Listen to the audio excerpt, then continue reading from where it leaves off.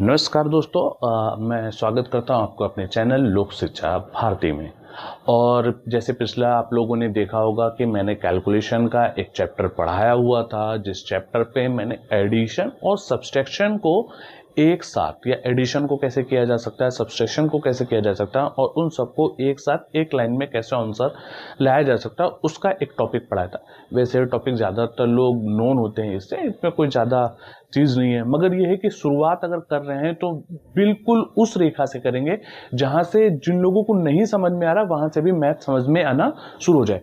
और आज हम लोगों का जो क्लासेस है वो है मल्टीप्लीकेशन पे। किस पे क्लासेस है? मल्टीप्लीकेशन। बहुत अच्छा चैप्टर होता है मल्टीप्लीकेशन, क्योंकि कई तरीके लोग करते क्या, मल्टीप्लाई करते समय बहुत लंबे लंबे इक्वेशन बनाते हैं, ज्यादा बड़े हो जाते हैं तो उनको समझ में नहीं आता कैसे जल्दी करें। तो उस पे करेंगे हम लोग मल्टीप्लीकेशन पे। मल्टीप्लीकेशन पे करने के लिए हमें सबसे पहले ध्यान रखना है कि हमें तीन तरीके के मल्टीप्लीकेशन मिलेंगे। पहला, जिसे हम कहते हैं कंडीशन बेस्ड, फिर दूसरा नंबर बेस, और तीसरा अनकंडीशनल। अनकंडीशनल मतलब कंडीशन बेस, नंबर बेस और अनकंडीशनल, इन तीनों फॉर्म को समझेंगे क्या है। चलिए शुरू करते हैं। पहला जो क्वेश्चन हम लोग करने वाले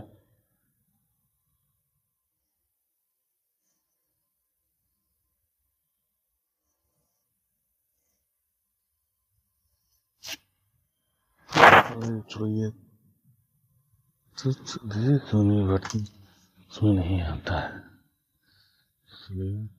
तो चलिए पहले हम लोग चलते हैं जिसे हम कहेंगे कंडीशन बेस्ड।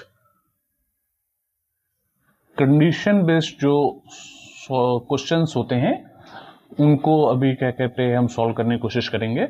सबसे पहला जो रूल है जिसे हम कंडीशन बेस्ड कहते हैं, उसमें कंडीशन क्या लग रही है? 10 बेस रूल। 10 बेस रूल मतलब ऐसे नंबर जो 10 के करीब हो उनको कैलकुलेशन पे कैसे करें। वैसे तो आप लोग ये कहेंगे कि 10 के करीब हो तो सर हम ऐसे ही मल्टीप्लाई कर लेंगे, हमें जरूरत क्या है। पर क्योंकि मैं यहां से इसलिए समझा रहा हूं क्योंकि इसका जब सीक्वेंस बढ़ता जाएगा 10, 20, 30, 40, 50, 100, 200, 300, 1000, तो सीक्वेंस को समझने में आपको आसानी होगी और आपको समझ में भी आएगा कैसे किया गया है। पहला रूल देख लेते हैं अगर हम लोग, तो जैसे हमें मल्टीप्लाई करना है 10 इंटू, थोड़ा सा और दूसरा नंबर ले लेते हैं, 9 इंटू 8। सबको मालूम इसका आंसर क्या होता है? 72, मालूम है ना। पर हम कुछ नए तरीके से करेंगे। कैसे करेंगे? इसको 10 बेस रूल पे रख लेंगे। 9 और 8 अगर हम देखें इसको 10 बेस रूल पे रखेंगे तो ये 10 से कितना कम है? -1। मतलब अगर 10 - 1 करेंगे तो हमें 9 मिल जाएगा आंसर। ये कितना कम है? -2। मतलब 10 - 2 करेंगे तो हमें 8 मिल जाएगा।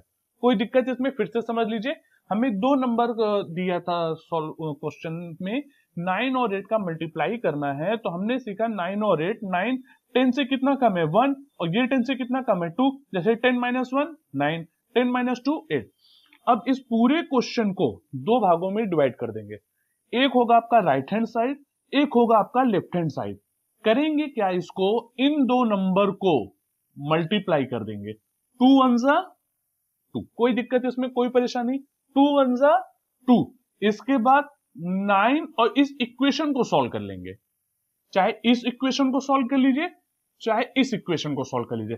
9 - 2 मतलब 7, 8 - 1 मतलब 7। चाहे एक इक्वेशन को सॉल्व कर लीजिए, चाहे इस इक्वेशन को सॉल्व करिए, तो हमारा आंसर क्या निकल के आ गया? 72, सेम एज 9 × 2। अच्छा लगा? अभी और देखेंगे, परेशान मत होइए, छोटा सा नंबर है क्योंकि बड़े ये इसी टेक्निक के साथ धीरे धीरे बढ़ता चला जाएगा। आगे देखते हैं। अगला नंबर है हमारे पास 12 और 14। तो 12 देखें। अब अगर हम 12 को देखते 10 बेस रूल में, तो ये तो 2 ज्यादा है और ये कितना ज्यादा है? 4 ज्यादा है। कोई दिक्कत तो नहीं। 10 + 2 12, 10 + 4 14। यहां से चेक भी कर सकते हैं। वैसे छोटी चीजें चेक करने की जरूरत नहीं, हमें अपने माइंड में मालूम है कि 2 ज्यादा है और ये 4 ज्यादा। फिर से दो भागों में डिवाइड कर लिया। फर्स्ट सीक्वेंस क्या कहता है कि इन दोनों नंबर का हम करेंगे मल्टीप्लाई। 2 और 4 कितना हो गया? 8, और एक कोई सीक्वेंस सॉल्व कर लेंगे, चाहे ये वाला सीक्वेंस सॉल्व कर लेते, चाहे ये वाला सीक्वेंस सॉल्व कर। 10 + 4 कितना हो गया 16, तो हमारा आंसर कितना हो गया 168। ये भी आपको कैलकुलेशन करने में दिक्कत हो रही होगी थोड़ा लंबा लग रहा होगा, मगर जिस समय आपके पास प्रैक्टिस हो जाएगी ये बहुत इजी हो जाएगा और इसी से बड़े बड़े नंबर भी हम सॉल्व करना शुरू कर देंगे। ठीक है, अगले नंबर की तरफ चलते हैं। देखिए पहले सभी कंडीशन को इसमें देख लेंगे क्यों कौन कौन सी कंडीशन लगती है, ताकि आगे जाके हमें इक्वेशन समझने में कोई दिक्कत ना हो। तो इसी छोटे नंबरों में सारी इक्वेशन या सारी कंडीशन को समझ लेंगे। अब हमारे पास एक अगला नंबर है, ये नंबर क्या कह रहा है 13 × 16। ये क्यों? क्योंकि एक नई कंडीशन के साथ है, इसमें आपको कुछ नया पता चलेगा, नहीं तो हम आगे बढ़ जाते। ये कितना ज्यादा है +3, ये कितना ज्यादा है +6। कोई दिक्कत तो नहीं, समझ में आ रहा है ना। ये कितना ज्यादा हो गया +3, ये कितना ज्यादा हो गया +6। अब इसको देखते हैं, करते हैं, तो ये मल्टीप्लाई हो जाएगा तो कितना होगा 18। कितना हो जाएगा 18। और उसके बाद 13 और 6 कितना हो जाएगा 19। कोई कंफ्यूजन तो नहीं है इसमें? फिर से देख लीजिए, ये सॉरी ये +3 है, ये +6 है। हमने इसको मल्टीप्लाई किया तो हमें इक्वेशन मिल गया 18 और 13 + 6 19 या 16 + 3 19, दोनों से बराबर है। मगर ध्यान रखिएगा कि इस साइड पे राइट हैंड साइड पे, जो राइट हैंड साइड है आपका साइड जो है उसमें एक ही डिजिट रहती है, एक डिजिट रहती है। ये इसकी कंडीशन होती है कि अगर राइट हैंड साइड है तो उसमें एक डिजिट रहेगी।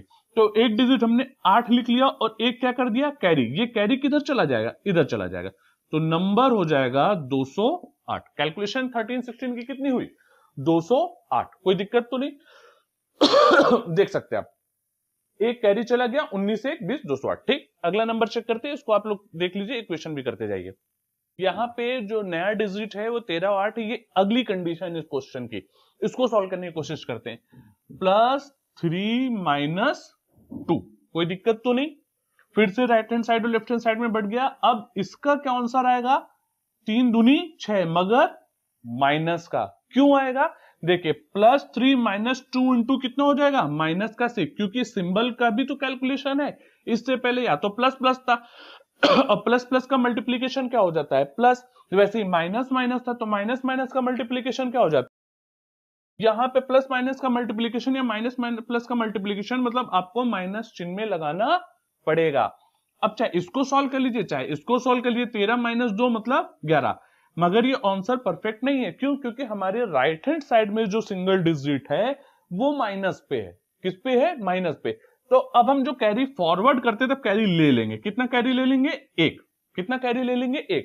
अब यहां पे कितना बच गया 10, और कैरी में कितना चला गया 10। 10 में से 6 गए 4, आंसर हो गया 104। देख लीजिए, और थोड़ा सा उसको और बड़ा कर लेते हैं क्योंकि कभी कभी आप लोग कंफ्यूज हो जाते हैं, तो इसका एक क्वेश्चन कैरी ब्रेन का और ले लेते हैं ताकि उसमें आपको पूरी चीजें क्लियर हो जाए। हमारा जो अगला नंबर है वो है 14 और 16, 14 and 6। तो सेम है उसमें ही करेंगे 10 बेस रूल से। ये +4 ज्यादा है, ये -4 कम है। ठीक है, राइट हैंड साइड में करेंगे तो माइनस का कितना आ जाएगा 16, और इसको चाहे कर लीजिए चाहे इसको कर लीजिए, तो ये कितना हो गया 10। 6 में से 4 जोड़ा 10, 14 में से 4 घटाया 10। अब इसको करेंगे क्या, जब यहां से हम एक कैरी फॉरवर्ड लेके जा रहे हैं तो हम देख रहे हैं कि 10 से 16 तो नहीं घट पा रहा। क्या 10 से 16 घट जाएगा? नहीं घट पाएगा। तो एक कैरी ले जाने की बजाय कितने कैरी लेके जाएंगे 2। इसी हिसाब से अपनी नीड के अनुसार यहां से कैरी आगे बढ़ता है। तो अभी कितना कैरी जाएगा 2। 2 का मतलब 20, और 20 अगर यहां से चला गया तो कितना बचा 4, और यहां से 2 कैरी जा चुका तो कितना बचा 8। कोई दिक्कत तो नहीं, कैरी गया 2, 2 से हमारा कितना नंबर हो गया 20, 20 में 16 घटे 4, और यहां से 2 कैरी हट चुका है तो 10 में से 2 गए 8। यही हमारा आंसर। इस वीडियो के बाकी सभी भागों के लिंक नीचे डिस्क्रिप्शन में दिए गए हैं।